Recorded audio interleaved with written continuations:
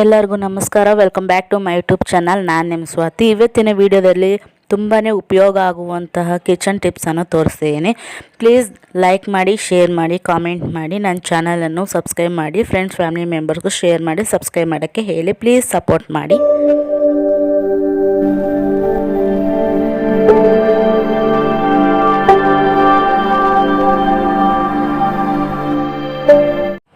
Please ಇನ್ನೂ ನನ್ನ ಚಾನಲನ್ನು ಯಾರು ಸಬ್ಸ್ಕ್ರೈಬ್ ಮಾಡಿಲ್ಲ ಪ್ಲೀಸ್ ಸಬ್ಸ್ಕ್ರೈಬ್ ಮಾಡಿ, ಪಕ್ಕದಲ್ಲಿ ಬೆಲ್ಲೈಕನ್ ಕ್ಲಿಕ್ ಮಾಡಿ, ನನ್ನೆಲ್ಲ ನೋಟಿಫಿಕೇಷನ್ ಬರುತ್ತೆ.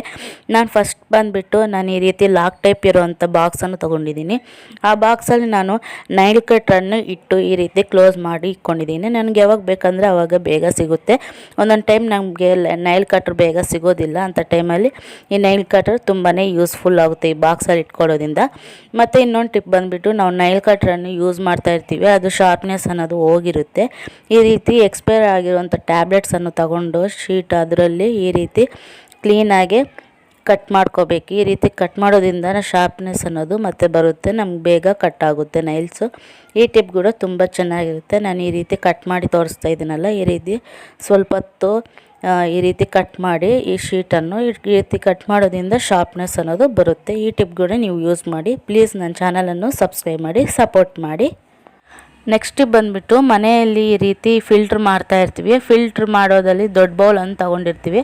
ಆ ದೊಡ್ಡ ಬೌಲ್ಗೆ ದೊಡ್ಡ ಫಿಲ್ಟ್ರ್ ಇದ್ದರೆ ತುಂಬ ಈಸಿ ಆಗುತ್ತೆ. ಈ ರೀತಿ ಚಿಕ್ಕ ಫಿಲ್ಟ್ರಲ್ಲಿ ಯೂಸ್ ಮಾಡೋದಕ್ಕೆ ಆಗೋದಿಲ್ಲ.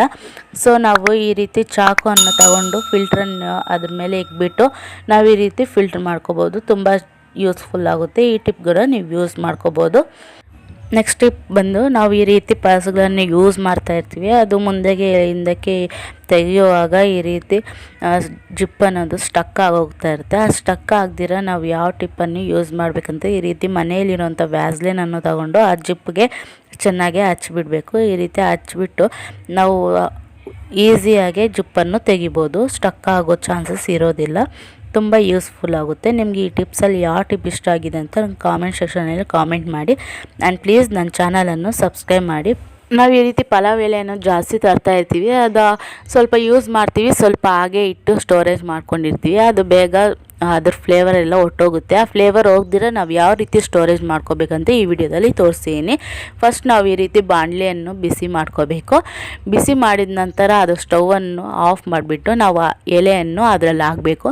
ನಿಮ್ಗೆ ಇನ್ನೊಂದು ಟಿಪ್ ಅಂದರೆ ಈ ಬಾಣಲೆಯಲ್ಲಿ ಬೇಡ ಅಂದ್ಕೊಂಡ್ರೆ ನೀವು ಬಿಸಿಲಲ್ಲಿ 2 ಡೇಸು ಚೆನ್ನಾಗಿ ಒಣಗಿಸ್ಬಿಟ್ಟು ನೀವು ಯೂಸ್ ಮಾಡ್ಕೋಬೋದು. ಇದು ಬಿಸಿ ಆದ ನಂತರ ಮತ್ತು ನಾವು ಇದನ್ನು ಬಾಕ್ಸಲ್ಲಿ ಹಾಕ್ಕೊಂಡು ಸ್ಟೋರೇಜ್ ಮಾಡ್ಕೋಬೋದು. ಇದು ಫಸ್ಟು ನಾವು ತಂದಾಗ ಯಾವ ರೀತಿ ಅದ್ರ ಫ್ಲೇವರ್ ಇತ್ತೋ ಅದೇ ರೀತಿ ನಿಮಗೆ ಮತ್ತೆ ಬರುತ್ತೆ. ಈ ಟಿಪ್ ಕೂಡ ನೀವು ಯೂಸ್ ಮಾಡ್ಕೋಬೋದು, ತುಂಬ ಚೆನ್ನಾಗಿರುತ್ತೆ. ನೆಕ್ಸ್ಟ್ ಟಿಪ್ ಬಂದುಬಿಟ್ಟು ನಾವು ಸಿಸರನ್ನು ಯೂಸ್ ಮಾಡ್ತಾ ಇರ್ತೀವಿ, ಅದು ಯೂಸ್ ಮಾಡಿ ಅದ್ರ ಶಾರ್ಪ್ನೆಸ್ ಅನ್ನೋದು ಹೋಗಿರುತ್ತೆ. ಅದು ಮತ್ತು ಯಾವ ರೀತಿ ನಾವು ಶಾರ್ಪ್ ಮಾಡ್ಕೋಬೇಕಂದ್ರೆ ಈ ರೀತಿ ಎಕ್ಸ್ಪೈರ್ ಆಗಿರುವಂಥ ಟ್ಯಾಬ್ಲೆಟ್ಸನ್ನು ತಗೊಂಡು ಕ್ಲೀನಾಗಿ ಈ ರೀತಿ ಕಟ್ ಮಾಡ್ಕೋಬೇಕು. ಒಂದು ಸ್ವಲ್ಪ ಹೊತ್ತು ಈ ರೀತಿ ಕಟ್ ಮಾಡೋದ್ರಿಂದ ಅದ್ರ ಶಾರ್ಪ್ನೆಸ್ ಅನ್ನೋದು ಬರುತ್ತೆ. ನೀವು ಸಿಸರನ್ನು ಯೂಸ್ ಮಾಡ್ಕೋಬೋದು. ನಿಮ್ಗೆ ಈ ಟಿಪ್ ಕೂಡ ಯೂಸ್ಫುಲ್ ಆಗುತ್ತೆ. ನಿಮ್ಗೆ ಯಾವಾಗಾದರೂ ಸಿಸರು ಈ ರೀತಿ ಶಾರ್ಪ್ನೆಸ್ ಇಲ್ಲ ಅಂದರೆ ಈ ಟಿಪ್ಪನ್ನು ನೀವು ಯೂಸ್ ಮಾಡ್ಕೋಬೋದು. ನಿಮಗೆ ಈ ಟಿಪ್ಸಲ್ಲಿ ಯಾವ ಟಿಪ್ ಇಷ್ಟ ಆಗಿದೆ ಅಂತ ನಂಗೆ ಕಾಮೆಂಟ್ ಸೆಕ್ಷನಲ್ಲಿ ಕಾಮೆಂಟ್ ಮಾಡಿ. ಇನ್ನೂ ನನ್ನ ಚಾನಲನ್ನು ಯಾರು ಸಬ್ಸ್ಕ್ರೈಬ್ ಮಾಡಿಲ್ಲ ಪ್ಲೀಸ್ ಸಬ್ಸ್ಕ್ರೈಬ್ ಮಾಡಿ, ಪಕ್ಕದಲ್ಲಿ ಬೆಲ್ಲೈಕನ್ ಕ್ಲಿಕ್ ಮಾಡಿ, ನನ್ನೆಲ್ಲ ನೋಟಿಫಿಕೇಷನ್ ಬರುತ್ತೆ. Thanks for watching and please support my channel.